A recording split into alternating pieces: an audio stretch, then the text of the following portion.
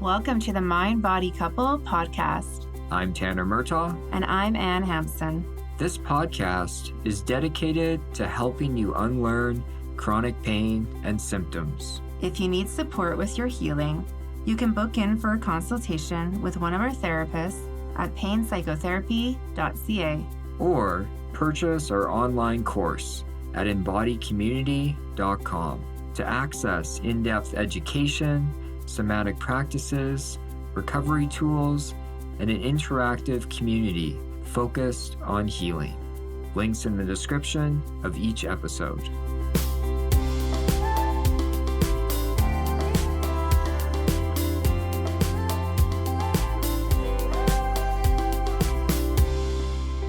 Hi, everyone. Hi, everybody. Welcome back to our podcast. Welcome back. Yes, we are recording this, 2 days after Christmas? Yeah, so this is our date night. It is actually.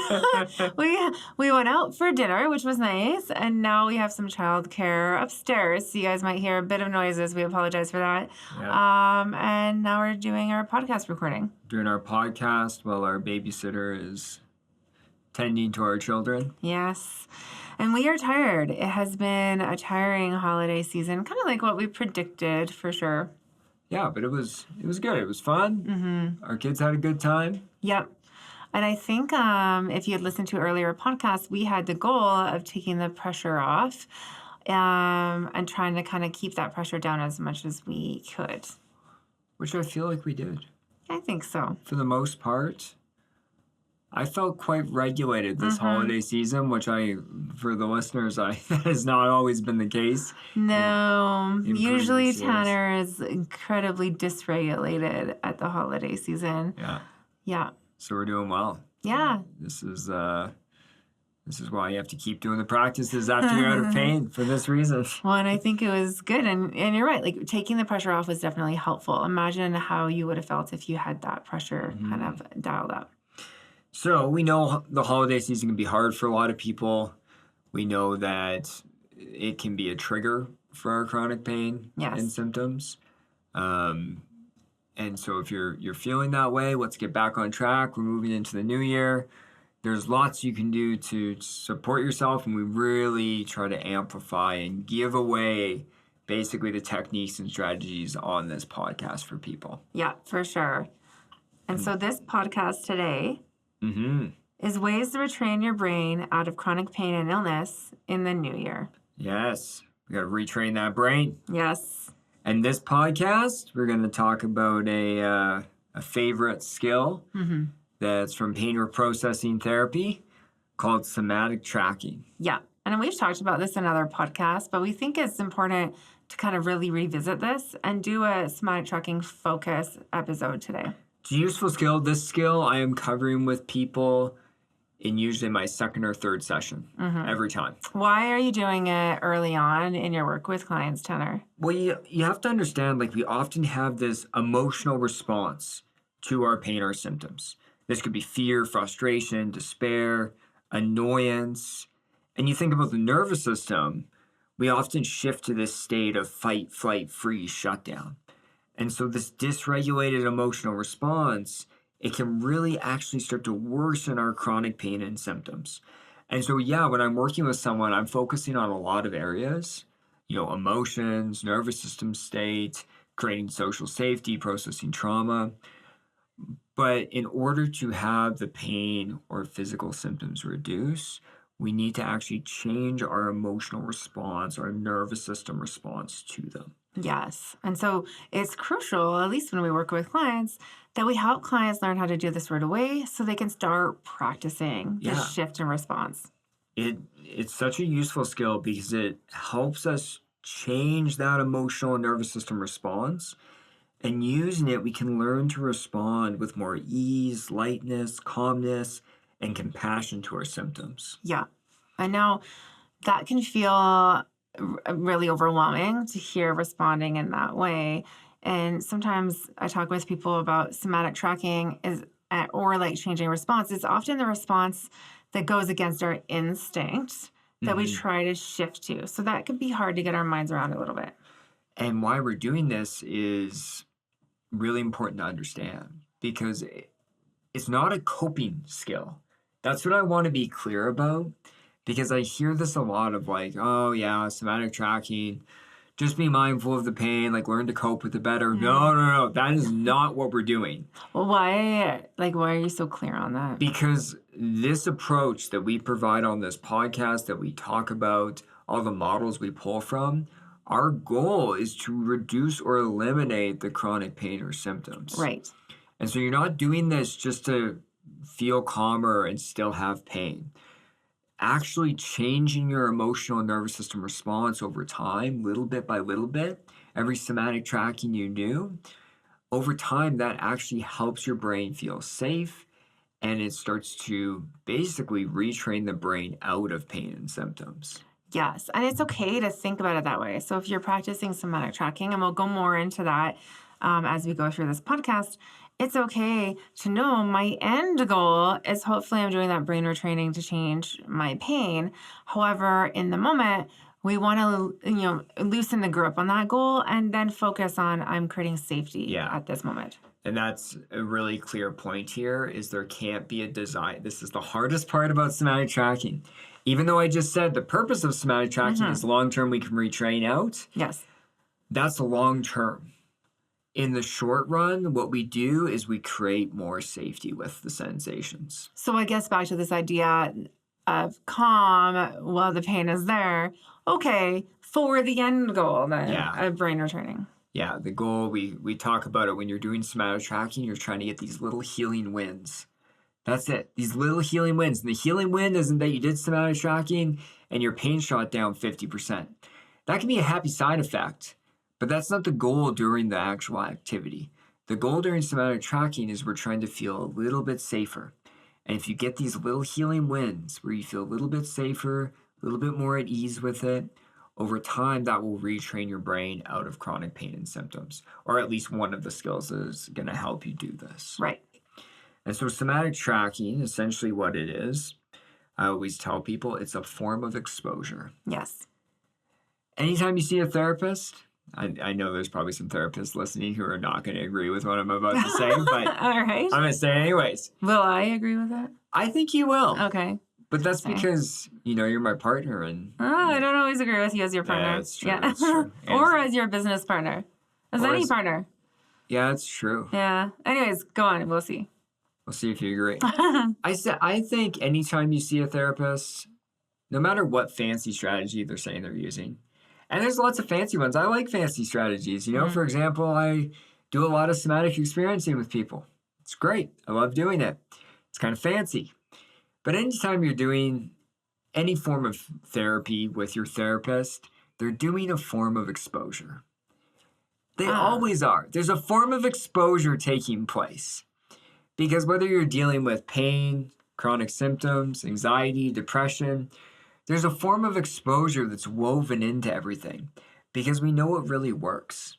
And this is what somatic tracking is. I would agree with this. Hey, you do agree. Yeah, Yes. I like it. Yeah. I'm right. And I know my our colleague, our producer Alex, is probably like cheering right now because he loves. I'm sure he's cheering. He's excited. He's excited about this. But somatic tracking is a form of exposure. So you think about exposure, I always give the example of social anxiety. Okay. It's the easiest example. One of the best treatments, if not the best treatment for social anxiety, is exposure. Yes. Even more than medication. And here's the thing. People don't like it very much, but it works quite well. And so with social anxiety, you have to understand is someone's anxious about social situations. They're anxious about people, places, whatever. And what they do is then they avoid and they shrink their world more and more and more until it gets really, really small. Same thing happens when we have pain or symptoms, right? We shrink our world more and more and more. It happened to me when I had pain. And so exposure, essentially with someone with social anxiety, say you have them have a friend over for coffee at their house. And they do that repetitively, many, many times. And then they move up to going to a coffee shop with a friend, repetitively, many times. And then maybe they have a family gathering, such as on the holiday season. And they start going to bigger family gatherings. Essentially what's going to happen is that hopefully their brain starts to register, oh, I'm actually safe. I'm okay. And when that takes place, their anxiety starts to come down. That's funny because I have an example that I use with clients too, and yours is way friendlier than my example. And it's So, just, so my example of exposure is I talk about the person that has maybe been in an accident, like a car accident, say. yeah, And what helps for them is to slowly start moving towards the vehicle. And so they might go and, they're scared to drive. So their exposure is sitting beside the car. And they're kind of doing nervous system yeah, regulation and easing the anxiety there. Then eventually they move up to sitting in the car and creating safety with that yeah, until eventually they feel safe to start driving again. yeah, And then that's that corrective exposure to the anxiety they might feel until they start feeling safe again yeah. operating that vehicle. But mine sounds a bit dark when I say my example compared to yours. So maybe Mine's I'll use yours. If anyone out there is listening has heard me say that example, they're probably like, yeah, ours is better. mine's a little bit more like welcoming. Kind You know, of. Yeah, it's mine's a bit. a little kinder. But they're both the same. So they're both examples of exposure. And Yeah. this is our long-winded way of saying, sorry, hopefully you're still listening, that somatic tracking is exposure. Well, that's right. So both of these examples are exposure to maybe a trigger or a situation, creating this kind of negative response, trying to change that response. Yeah. It's the same with somatic tracking to the pain. The issue becomes with somatic tracking is that you're always exposed to your pain. Right. It's hard to run away from. So like the person that was in the accident, they can just stay away from a car. Yeah, or the person that's social anxious, they could hide out in their house. Right. Not that that's going to help them in the long run. No. But with the sensations themselves, it's really hard to disconnect. Like if you have chronic, really severe shoulder pain, Right. it's hard not to focus and laser and be there, but it's the wrong type of exposure. It's the exposure that breeds more dysregulation, more Yes. difficult emotions, and that's what's driving the pain forward. So with somatic tracking, we're doing something different. We're intentionally approaching the sensations. We're intentionally approaching them, being with them, trying to create safety with them over time. Right. So it's being with the sensation with a different response Yeah. than what we normally would do. Exactly. So we're gonna explain the three components of somatic tracking, and then I'll do a little mini somatic tracking for everyone. Awesome. If you're still listening at that point, it's gonna be good. But somatic tracking is kind of three components that you're tying in, right? You've got the mindfulness, Yes. component number one. And that's exactly what we were saying. You are approaching the sensation with no non-judgment, no desired outcome, lack of control, like you're just letting it do its thing. Mm-hmm. You're observing what it's doing, what it's taking place in your body. It's really a step towards embodiment. Like we're trying to really be with the sensations, come home to the body and notice what's taking place. So this is as opposed to maybe the sensation is always present, but we're frustrated with it, we're annoyed, we're trying to get rid of it or fix it away. So we're trying to not be with the sensations in that way. Yeah, exactly. So we're trying to do it in this more open, curious, interested fashion. Yeah. The second component is messages of safety. Now, I do want to refer to episode 83 that we did. It was all on messages of safety. So if you want a full episode on messages of safety, go to the episode 83 and check it out. But messages of safety are these cognitive messages you're giving, reminding yourself that the pain or physical symptoms are neuroplastic and that you're actually physically safe. Right. So that's why it's really important to have a belief before you kind of practice somatic tracking that this is neuroplastic or a component is neuroplastic. Yeah, and that's why we give so much education on neuroplastic pain, on how to gather evidence. There's lots of episodes and content if people kind of flip through our episodes. But you're starting to increase that belief by giving these messages of safety, right? This is just a sensation. I'm not in danger. I'm okay. All that's taking place is my brain feels in danger right now, and I can create safety with this. And so back to those other exposure examples, the person with social anxiety would be saying the same of like, I'm okay. Yeah. It's a sensation. I'm okay in this crowd of people. Or the person that's trying to get back to their car, I'm okay. I'm safe now. I can drive again and be okay. Yes, Same idea. Exactly. Third component. Yeah. Positivity Ah, This is part of the rewiring. this can be a complicated one, I think, for people to understand. Yeah. You're trying to induce a positive state. Right. What Alan Gordon calls it is positive affect induction. It's a pretty fancy term, but like we're trying to change the emotional response. And this is where you can get really creative and you got to play around a bit. You know, when I'm working with someone, we might be doing some type of breathing pattern to bring about some calmness. I might be using analogies or certain stories, maybe imagery. Yes, a lot of people, not everybody, so if it's not your thing, that's okay. But a lot of people like visualizing their pain in a certain way or bringing in imagery or getting really creative that way. And that creates a kind of like a light, positive uh, experience when approaching the pain. Yeah.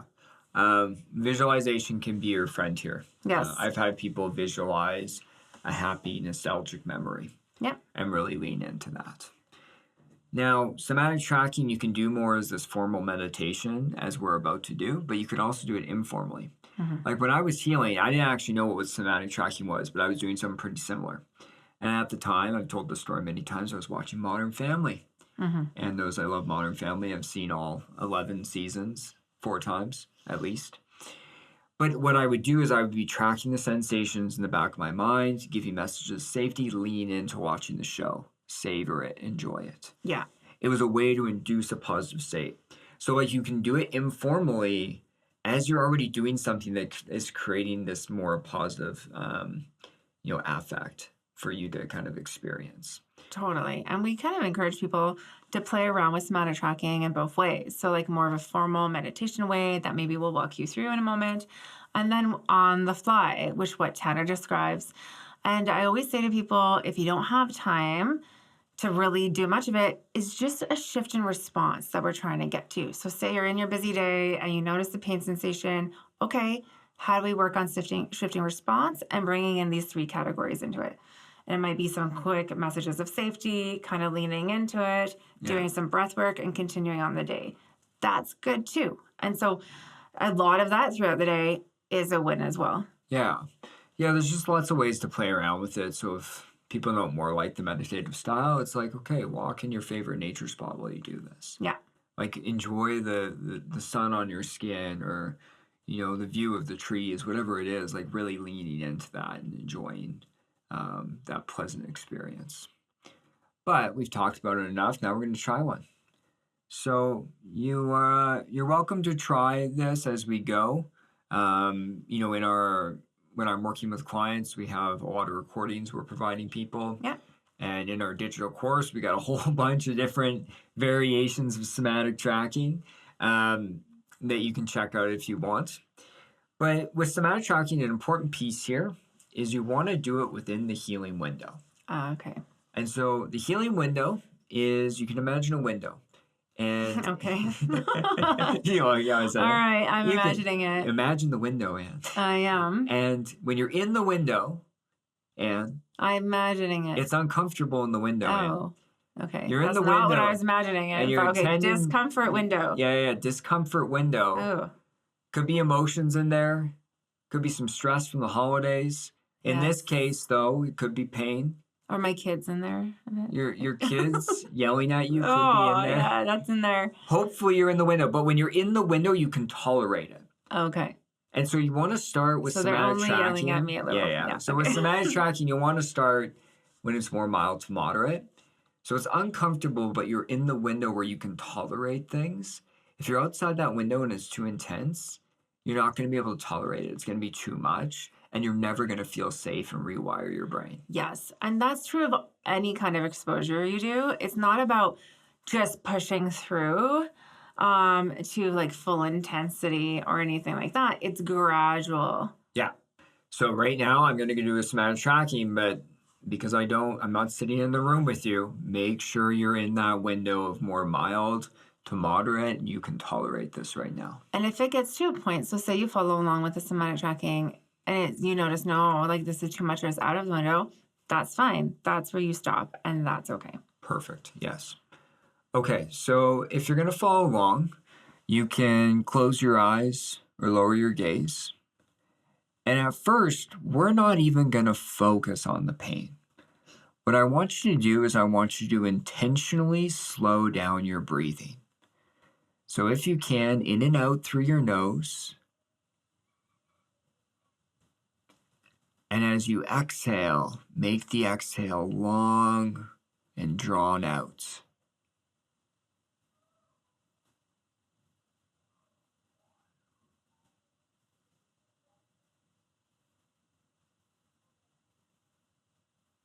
And what I want you to notice is where in your breathing cycle right now it feels the nicest or it feels the most pleasant. Is it when you inhale and your lungs and belly fill with warm air? Or is it when you exhale and everything releases and relaxes?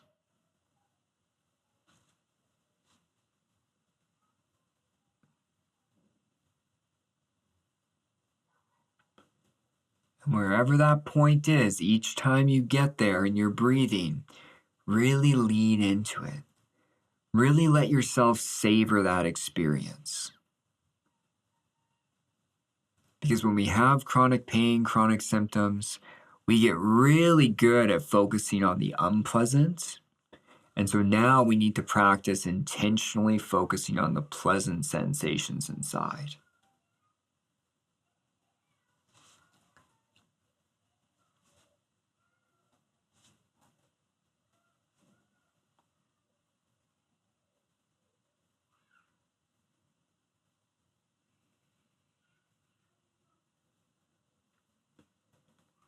And once you feel maybe more of a sense of ease or lightness inside, now we're going to shift to notice your pain sensations.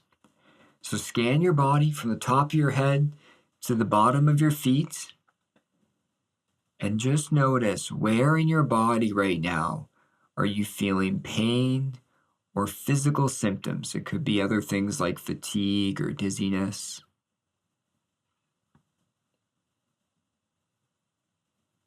And once you've kind of located them, notice, are they more localized or are they more widespread?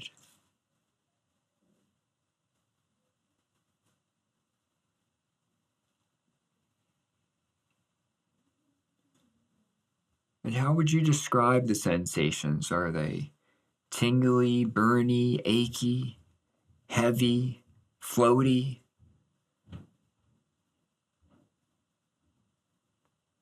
Just noticing what the sensations are like.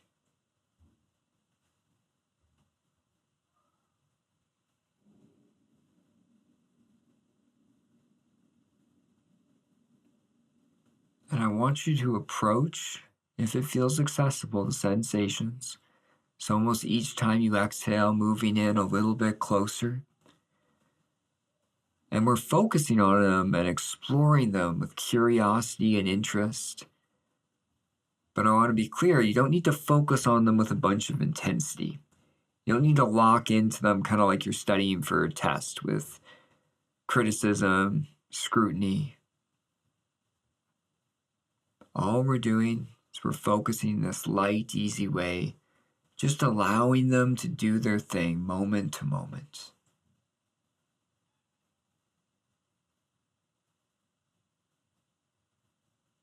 And what do you notice about them? Do they increase, decrease, move, or change in any way?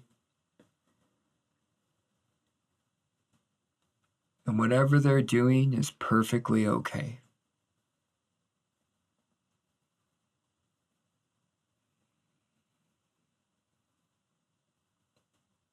And I know right now it feels like something's taking place in your body. It feels like something's going wrong. But it's important to understand that when the pain or symptoms are neuroplastic, your body is completely healthy, it's completely capable. All that's taking place is your brain's just been stuck in this state of danger or survival for a long time. And your only job right now is just to change your response, understanding that you're physically safe. We don't need to fear or be frustrated about the sensations. We don't need to feel despair or hopelessness. We can just learn to attend to them in a different way.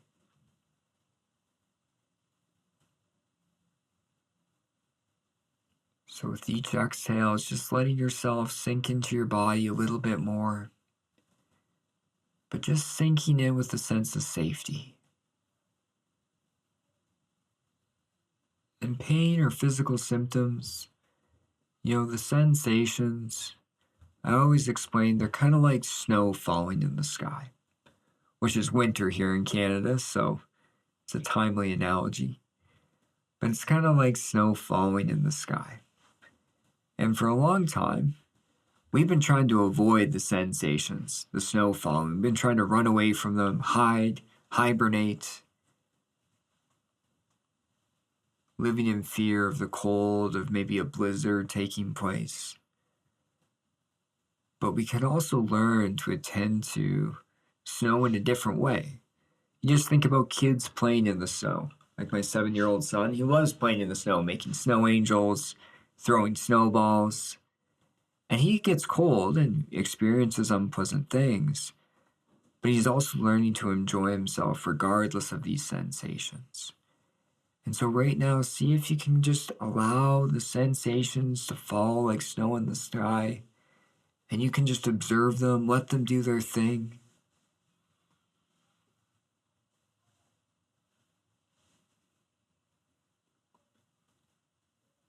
And as we finish this practice, what I want you to do is I want everyone to scan their body from the top of their head to the bottom of their feet. And I want people to pick out an area of their body that feels pleasant right now. Even if it's just a small area, it could be the tip of your nose, it could be the bottom of your feet on the ground. But find an area that feels either pleasant, and if not pleasant, neutral. And once you find this area, move your focus there.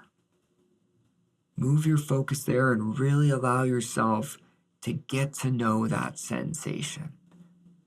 Noticing all the subtleties to it, how it presents, how you would describe it.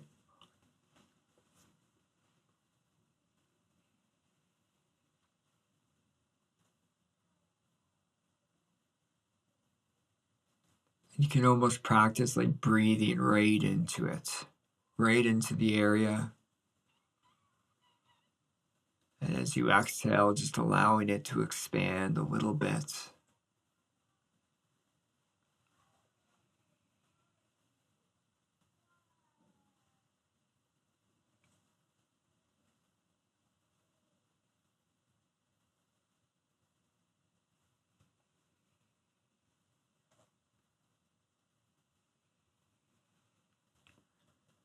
And now what I want you to do is shift back and forth. We're going to shift between the pleasant sensation and area and the area of your pain or symptoms. Just shifting back and forth between the two.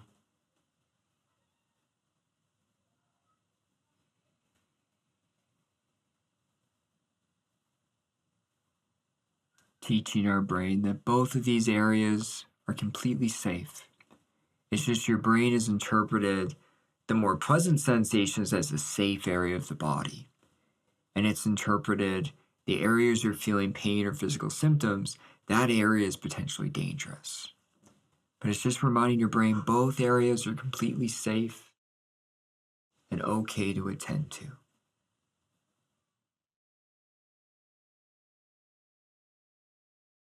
To finish off, just take one more deep breath in and out, slowing it down.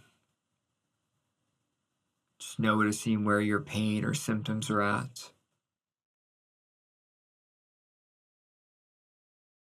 And then when you're ready, you can come back to the room. Thank you, Tanner. There you go. It's just somatic tracking. It was pretty relaxing. I did it too. We do apologize if during the somatic tracking you heard our kids screaming and all. I could hear them a little bit, but hopefully not too much for you. My kid analogy with them playing in the snow fits in well. Yeah. You hear these kids playing in the background, right? Yeah. But that's one version of somatic tracking. I want to be clear about that. There's hundreds of ways to do it.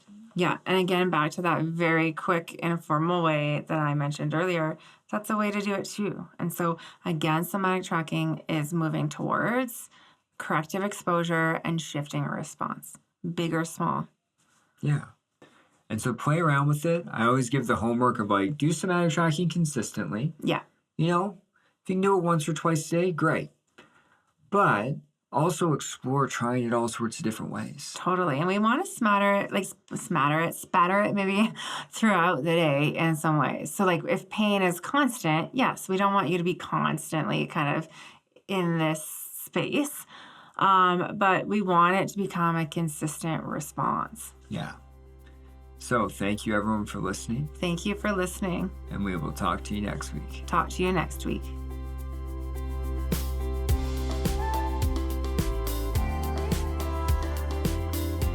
Thanks for listening. For more free content, check out the links for our YouTube channel, Instagram, and Facebook accounts in the episode description. We wish you all healing.